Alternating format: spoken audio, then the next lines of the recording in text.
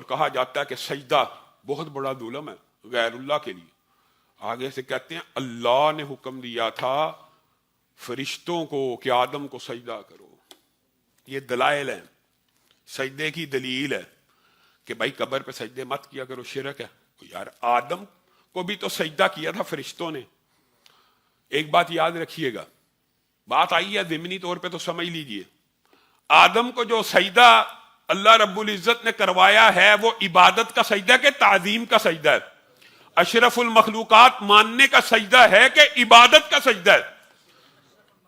اشرف المخلوقات تھے، آدم کو پیدا کیا اور فرشتوں کو یہ بات سمجھائی کہ تم سے افضل مخلوق پیدا کر دی گئی ہے، تعظیم کرو، احترام کرو، اکرام کرو. اسی لیے انسان عبادت کرتا ہوا فرشتوں سے بھی افضل ہو جاتا ہے، اور اگر نافرمانی کرے تو ابلیس سے بھی بدتر ہو جاتا ہے. ابلیس سے بھی بدتر ہو جاتا ہے، جو بڑکاتا بندہ اس سے بھی بدتر ہو جاتا ہے. اور جو کبھی سجدوں سے سر نہیں اٹھاتے پوری زندگی، انسان ان سے بھی افضل ہو سکتا ہے. جی ہاں، اعمال کی وجہ سے. اور پھر فرشتوں کا سجدہ کیا دلیل بنتی ہے انسانوں کا سجدہ کرنے کی.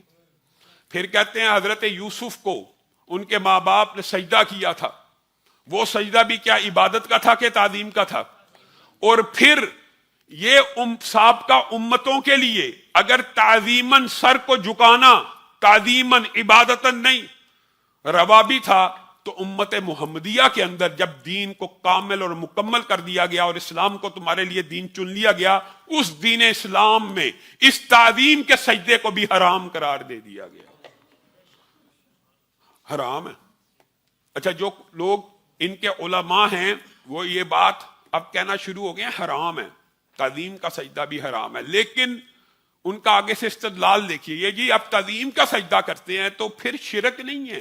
جب امت کے اندر اس چیز کو حرام قرار دے دیا گیا اور سجدے کو خاص اللہ تعالیٰ کے ساتھ مخصوص کر دیا گیا، اب یہ عمل غیر اللہ کے لیے ہوگا تو شرک ہے.